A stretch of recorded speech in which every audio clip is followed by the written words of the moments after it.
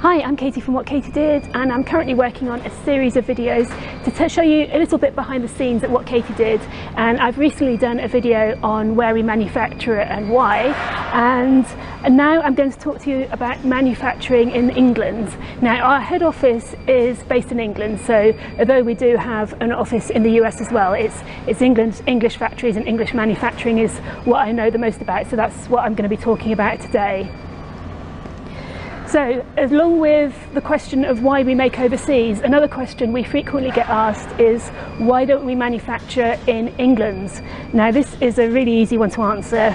The first thing is there are very few lingerie factories in the UK. In fact, I've done a list of them all, and there is one viable factory in the UK. Secondly, setting up our own factory is not only very expensive, but it's also very, very high risk, and to do so would basically put the rest of the company at risk. But the real deal breaker is the skills. We don't have the people with the skills to make lingerie anymore. So that it's not really about the money, it is about the skills and finding the right people to be able to make your lingerie. This year, 2019, is What Katie Did's 20th anniversary, and I've been working with UK factories over the last 20 years. So going back to the very, very beginning, our first ever bra was sampled by AJM, who were based in Wales, and it was a small factory on the scale of things, but for the UK it was quite a big factory. And it used to make for designer brands, mostly indie brands, but a lot of their work came from Myla and Agent Provocateur, and they also used to make for Lascivious and people like that. They actually went into liquidation last year, and this was probably something to do with losing Agent Provocateur's trade. I'm sure if you follow this lingerie story, you'll know about Agent Provocateur, which was sold a couple of years ago.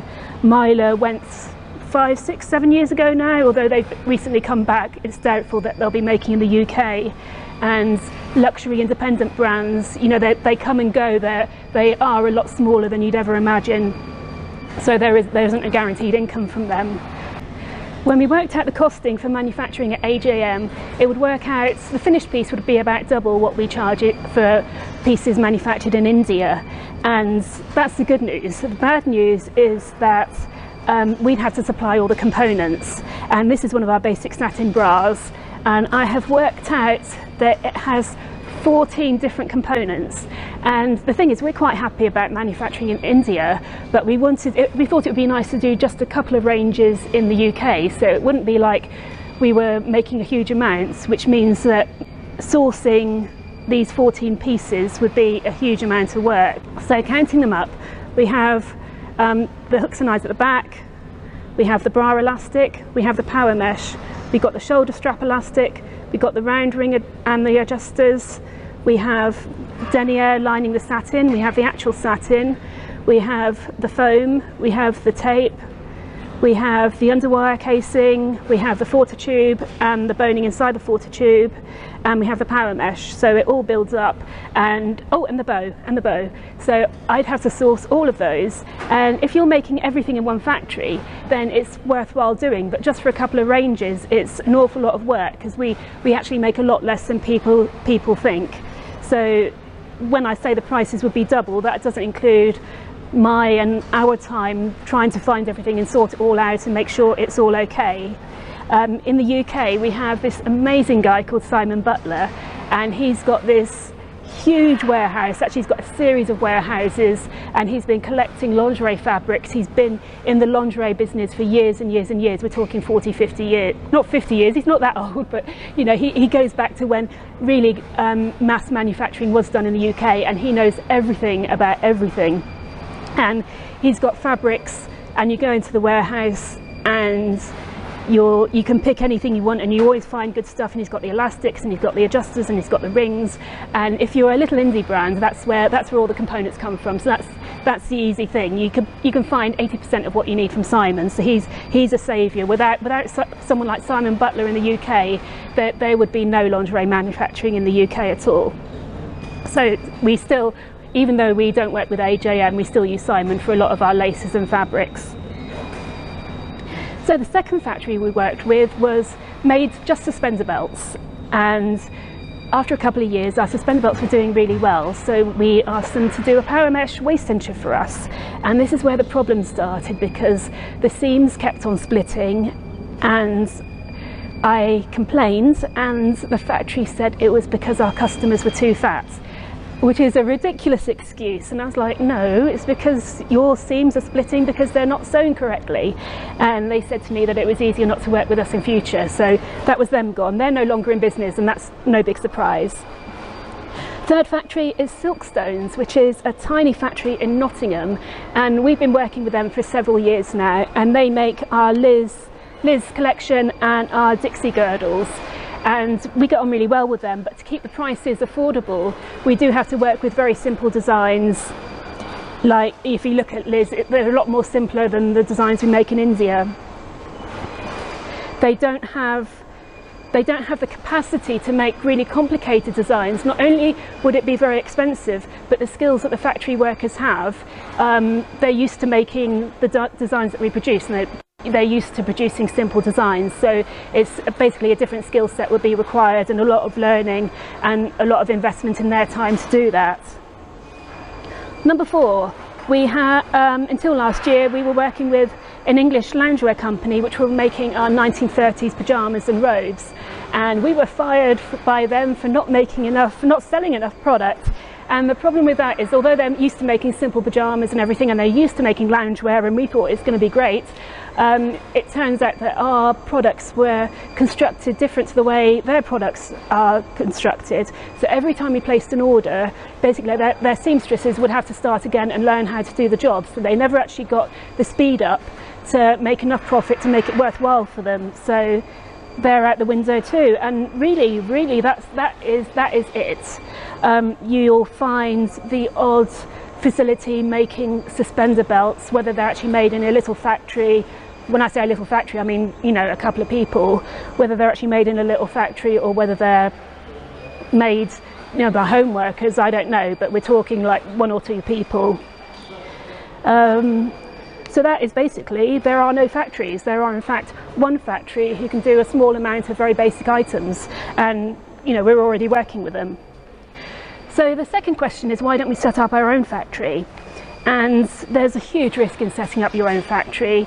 It's not only hugely expensive. I'm working our facility in India at the moment, and this is a new facility for us, and I've been quietly adding up the sums and how much it would cost to make, and I think it would cost between £70,000 and £100,000 to set up. So for a company like us, that's a huge risk. It's not unthinkable, but it is a huge risk, because the real deal breaker is finding the staff, finding the people who can actually make your garments, and this is where the real problem is, because basically all our skills have been lost. 5 years ago, we actually looked into buying our own factory in partnership with our India factory in the UK. One was coming up for sale, and it sounded absolutely perfect. The buy price was £50,000, and for that we got a factory in a rented building. So we didn't own the building, we had to rent it with no security, but we were told everything would be fine. We would have got a few old machines, you know, 10, 20 years old, so not modern machines that we use in India, but old machines. We would have had a huge mountain of granny knickers, because this factory was making for market traders. They were making for the very lowest end of the market, so we'd have a whole mountain of granny knickers which really weren't much use to us. And we'd also have either 13 or 15 members of staff with decades of experience. So basically we'd be paying £50,000 for the people who made it, because they're the ones with the skills. The machines were worth nothing, we wouldn't own the building was worth nothing, the granny knickers were worth nothing, it was the people we would be investing in. So we looked into the figures more. That still didn't put us off. We looked into the figures more, and it turned out there was outstanding debt of £50,000 as well. So we'd be paying £100,000 for a few old machines, a pile of granny panties, and an ageing workforce, because although people have been there for decades, the younger people weren't coming through. It's manufacturing in the UK, well, lingerie manufacturing in the UK, it does have an ageing workforce, and this is a real problem. And it turned out that the person who did buy this factory, they carried on for about a year afterwards, and then it disappeared. And it's so sad, because these people were working there for so long. And at the end, I can remember Simon phoning and saying, do you want any of their machinery?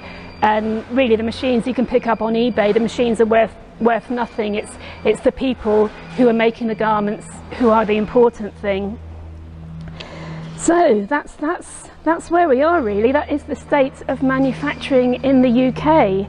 For clothing, manufacturing is coming back, and there are quite a few clothing companies. I have spoken about them in a previous video. There are quite a few clothing companies, and they're springing up. But for lingerie, it is such a skilled job. It would take a huge investment, both in the factory and the people who would be willing to work for minimum wage, and the management, and the actual finding, being able to sell enough lingerie to make it all pay. It's just too much of a risk for us. We could never do it, and we could be putting everything at risk. If we had have invested in that factory that was for sale 5 years ago, I wouldn't be sitting here now. So I just thank God every day that we didn't buy it. But if you do have any questions about manufacturing, either manufacturing in England or where we manufacture in India, please let me know below, and I'll catch up with you soon. Take care.